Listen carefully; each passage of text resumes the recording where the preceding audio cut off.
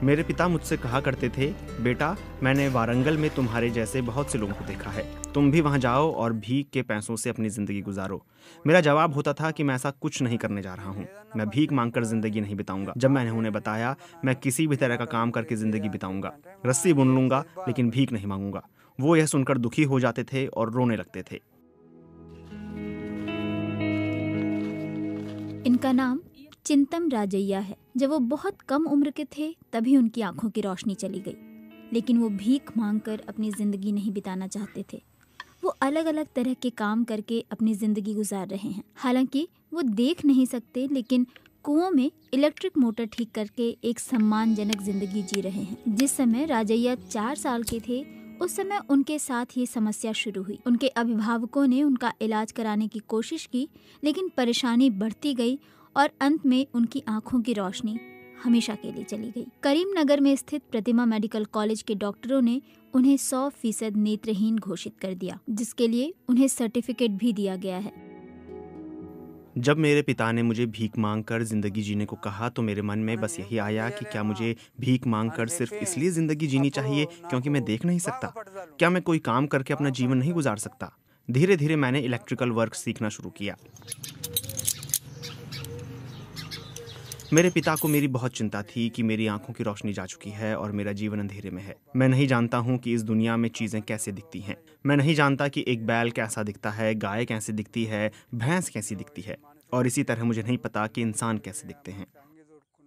राजैया तेलंगाना के हन्माकोंडा जिले के भीमा देवरपल्ली मंडल के मानिक्यपुर में रहते हैं। उनके एक पड़ोसी देविडी, जो कि स्टेट इलेक्ट्रिक डिपार्टमेंट में काम करते थे, उन्होंने ही राजैया को एग्रीकल्चरल इलेक्ट्रिक मोटर्स रिपेयर करना सिखाया। वो कुएं में उतरते हैं और मोटर रिपेयर करते हैं।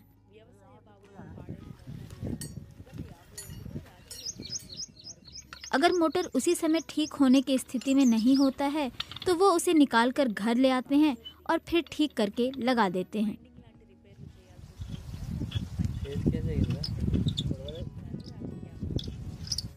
वो मेरे लिए ईश्वर का वरदान थे, वो मेरे गुरु थे। हर रोज जब मैं सुबह सोकर उठता था तो उनको नमस्कार करता था। जब भी मैं किसी कुएं के पास मोटर रिपेयर करने के लिए जाता हूँ, मैं उन्हें याद करता हूँ। उन्हें याद करके ही मैं काम शुरू करता हूँ।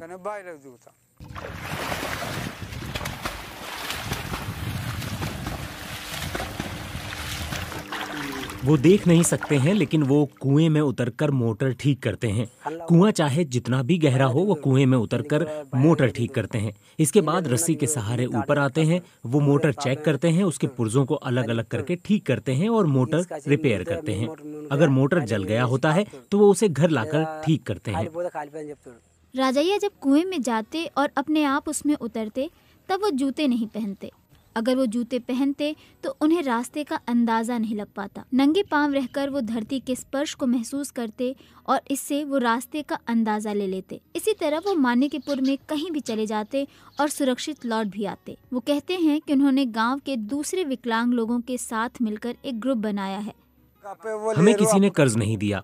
वैसे भी हम किसी के पास कर्ज लेने नहीं गए, क्योंकि सभी ने हमें नेत्रहीन बोलकर पहले ही मना कर दिया था। मैंने राजैया के साथ मिलकर पैसे जमा करने के लिए एक ग्रुप बनाया।